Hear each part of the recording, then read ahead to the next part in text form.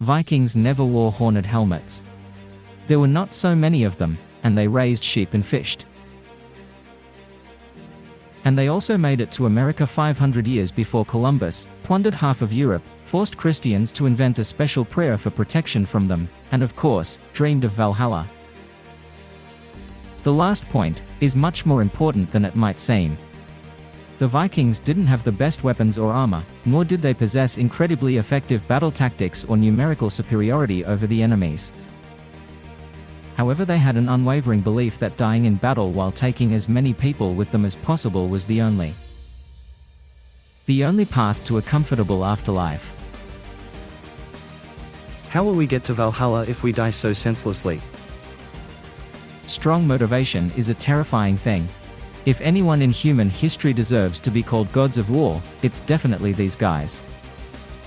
Movies, TV shows, and video games have amplified the Viking image to the point where it's hard to separate truth from fiction. So what did the Vikings do? Who were they and how did they mock the poor souls for nearly 300 years all over the world? Let's start with the fact that Vikings were members of Germanic tribes. They lived in the north of Europe, but later spread out. Some went to found the Frankish Empire, others settled the British Isles, but some stayed on the territory of modern Denmark, Sweden, and Norway. The descendants of these travel-averse people would become the Vikings, and they would travel more than all their ancestors.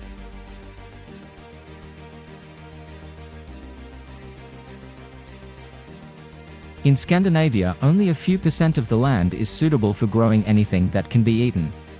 This was the main reason that drove the Vikings to take to their ships and search for plunder. But not all of them. Most of the population of Scandinavia stayed at home, cultivating the patches of land where something could grow. They raised sheep and, for the most part, were engaged in fishing and hunting bears, moose, seals, whose skins could then be sold to neighboring clans or visiting traders. So Viking is a profession, not a people. These guys, returning home from campaigns, took up routine farming. Still, in a broader sense, the word Viking is used to refer to all the inhabitants of northern Europe at that time. It became synonymous with Varangians, or Normans, meaning people of the north. So our heroes sit in a Scandinavian settlement, pondering what could be more exciting than the fishing they've been doing. They got the bright idea to hop on a ship and sail to the next village for a party, just around the corner. Only instead of a neighboring village and a party, they chose a monastery on the British island of Lindisfarne. It happened in 793, which is now considered, so to speak, the official date of the beginning of the Viking Age, which will last almost 300 years. This episode, though with some inaccuracies, was vividly illustrated in the super-popular TV series Vikings. It wasn't their first venture, but after the raid on Lindisfarne, such voyages became a regular activity for the Normans.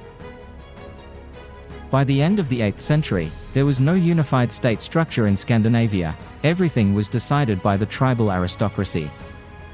Every konunga, the head of a clan, a word that much later would become synonymous with king, was a ruler and a god on his own patch of land.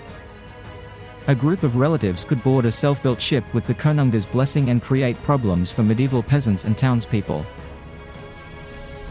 Especially the first campaigns of the Vikings were quite few in number, and therefore no less successful, and all thanks to these beauties, drakas.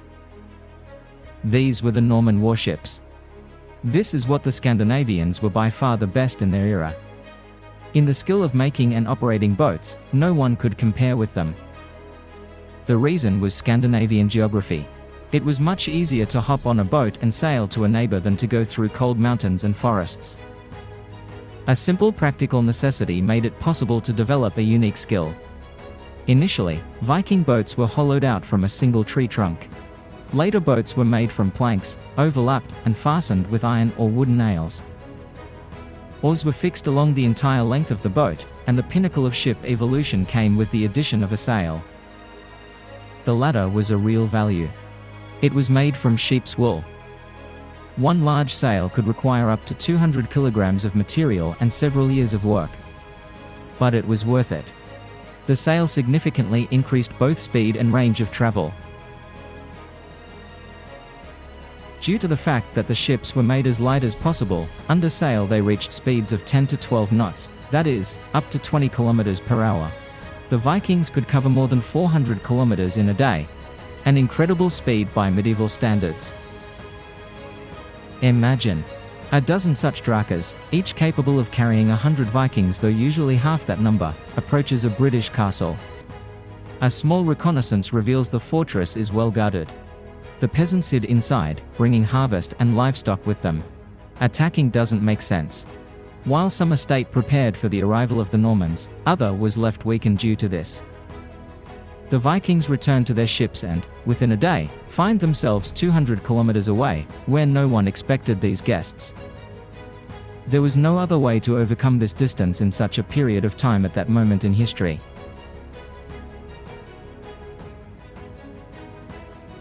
The element of surprise was one of the keys to the Normans' success. Another uniqueness of Viking ships was that they were equally well suited to sail in the open ocean and rivers. A serious obstacle for Viking ships was not even the land they had to cross. The drakas were light enough that they could simply be dragged over the logs to the next body of water. So, the Vikings, thanks to their shipbuilding, got where they wanted without obvious difficulties. And this is where the fun began. Myth mostly depicts the Normans as barbarians who swept away everything in their path.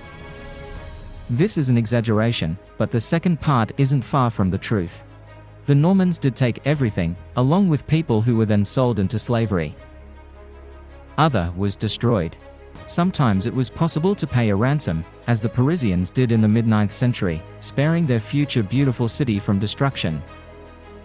Further proof of the cruelty of the Vikings was a prayer that began with the words, "Save us, Lord, from the wrath of the wild Norman people who dwell in the north." As for how the northern guys made everyone suffer, the series Vikings did a pretty good job of illustrating it.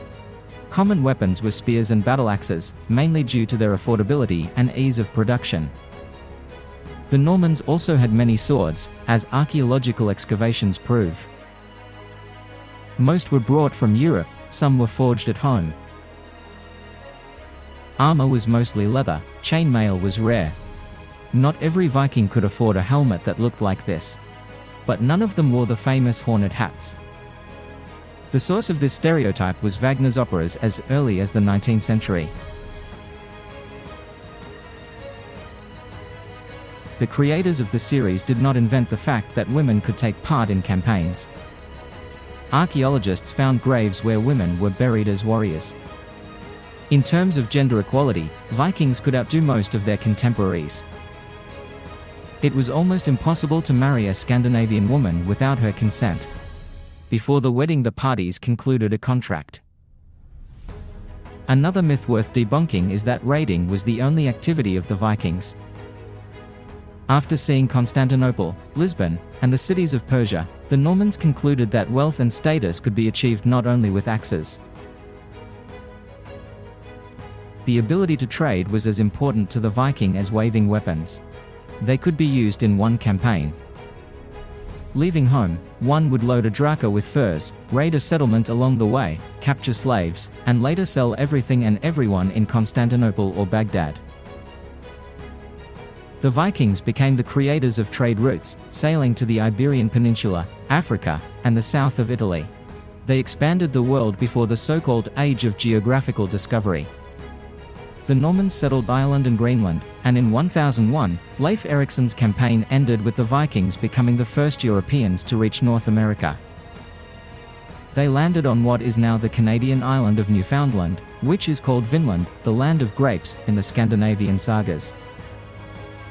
There, the Vikings met the Indians 500 years before Columbus did it. The meeting ended in conflict, and the Normans left America. The Vikings were influenced by what they encountered. They skillfully used it in their own interests. The sagas tell of a Viking who repeatedly converted to Christianity in different places, always receiving great gifts, but was deeply disappointed when his latest baptism in a city only earned him a new shirt. The Normans quickly adapted to new places they settled in. This happened in Normandy, named after the Vikings. It also happened in Sicily, where they founded the kingdom. And so it happened in Rus, which also owes its name and the first ruling dynasty of the Ruriks to guests from the north. In Scandinavia, state formations also appeared. Kings sat on thrones, Odin and Thor were replaced by Christianity. In 1066, the Norwegian king Harald the Severe, the son-in-law of Uaslav the Wise, tried to seize the English throne. However, he was utterly defeated and died there. This event ends the era of Viking conquest. However, the mark they left on human history will never fade, as they played a significant role in shaping its future course. Later England was conquered by the Norman Duke William, a direct descendant of the Vikings. The blood of northern raiders will flow for a long time in many royal dynasties of the Old World.